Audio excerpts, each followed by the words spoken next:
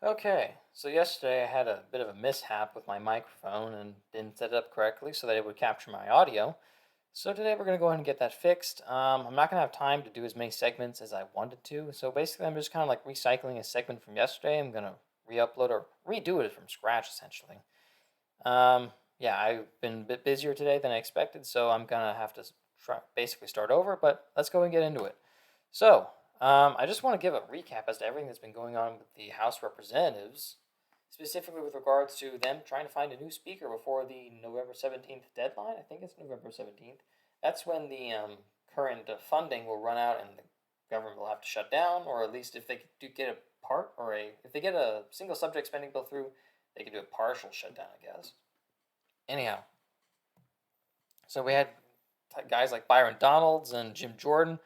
They both ran to try and replace McCarthy, and both lost. Jim Jordan tried 3 times and then eventually just had to bow out, even though Trump endorsed the guy for the job, which is ridiculous to me considering that Trump showed up in Washington, D.C., basically said, Jim Jordan's the guy I want as Speaker, and all those idiot Republicans wouldn't vote for him.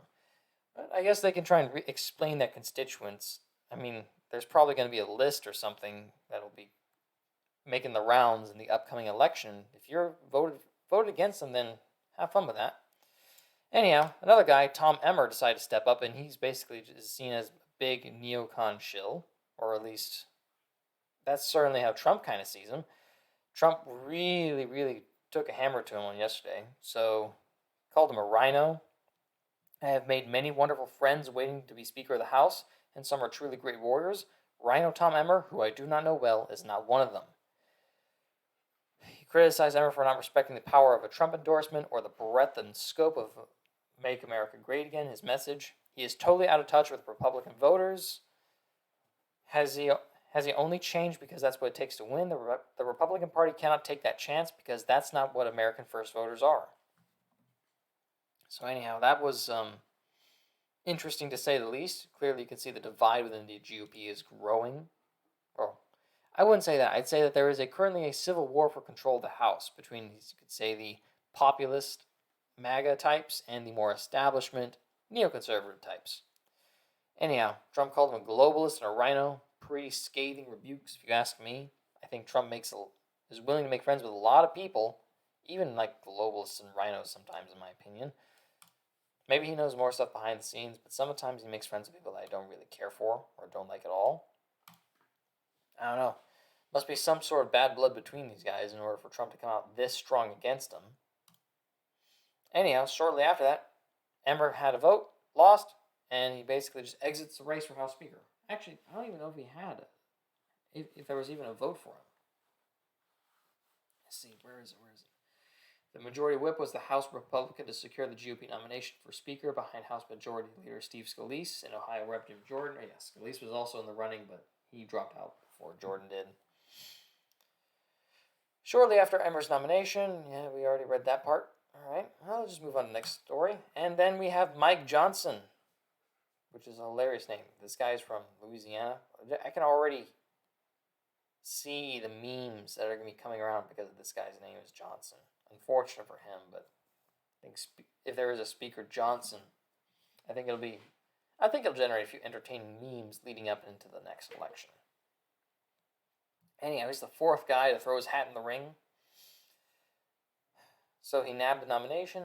Democracy is messy sometimes, but is our system, Johnson told reporters after the GOP conference selected him as Speaker designate.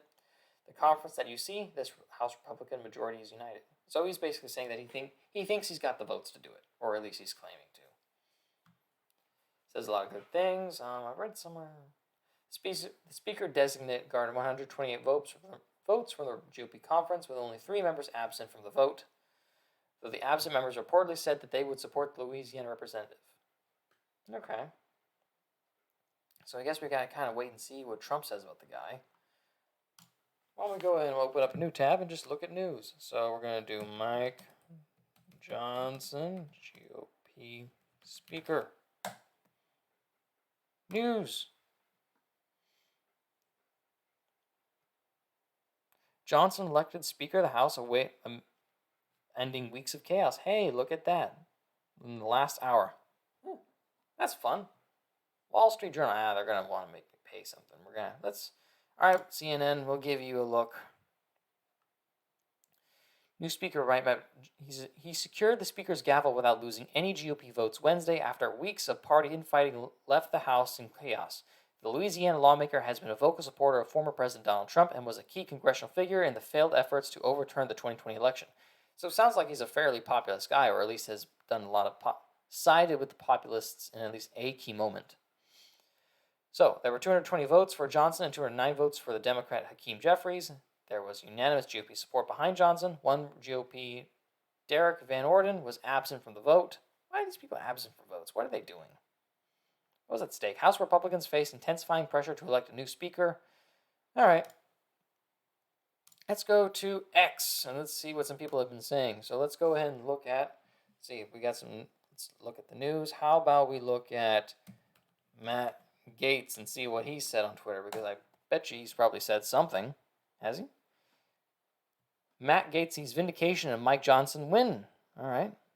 I don't know, by Molly Ball. I don't know where she's writing from, but as House Republicans started another speaker vote, Matt Gaetz, the Florida congressman who instigated the chaos over the last few weeks, is preemptively declaring victory and vindication. Well, yeah, because if he decides to back out, and he was the one who caused McCarthy to get ousted, if he decides to be the guy who's going to kick him out, he has the power to do it. So if he's basically saying, yeah, we got this in the bag, that means that he's on board with Johnson. I don't know if Johnson's going to be any good or not. Good luck to having the job. Good luck getting the populace and the establishment to agree on stuff. I don't know why it's so hard to compromise between these two factions. I mean, sure, you have, how about this? Here's an idea. The neocons want to fund war in Ukraine. Okay, here's the deal.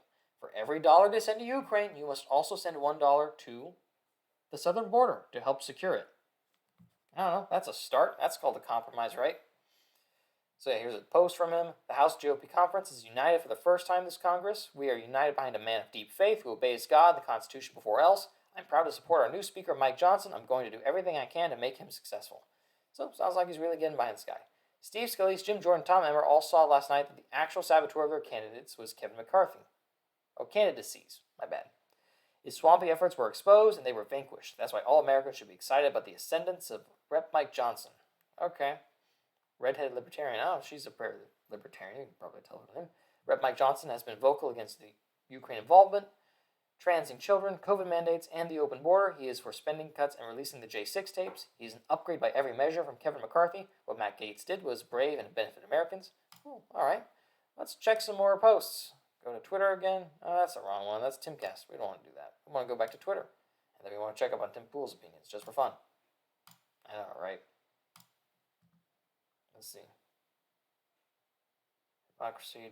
Oh, no, that's because of the stupid Palestinian stuff. All right, well, let's look at some other stuff. Let's check Jack Posobiec. Come on, somebody out there has got to have an opinion for fun.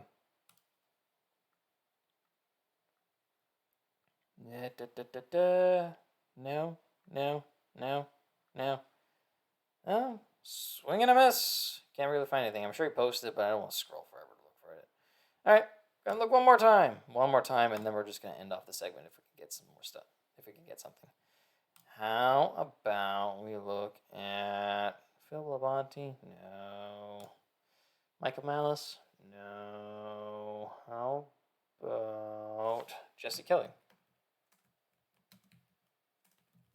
I bet he's got something in there for us. He's always got fiery tweets for people. Yes. Language. Election denier. Hakeem Jeffries. I mean, I just figured about the Johnson thing in the last hour. I just drove home and wanted to make a video. You're stressed about not having Speaker of the House. Oh, this is what he tweeted yesterday. Hoping the gridlock remains for the rest of my life. We're not the same. Whatever. I guess he's got nothing to say right now. I'm sure he'll come out with something soon enough. But yeah, Mike Johnson, the new Speaker of the House, and apparently he's a fairly conservative guy. I mean, I wasn't a fan of McCarthy. I thought he did the bare minimum to keep the populace happy, and then he stabbed him in the back. So, yeah, wonderful framing from CNN. Long shot Texas lawsuit about trying to invalidate that thing. Yeah, no, that the Supreme Court should have heard it. Original jurisdiction, 20 states versus 20 states. That's called a constitutional crisis, a crisis of the union. Morons. But hey, some unexpected good news for the day. So, you can go ahead and enjoy that.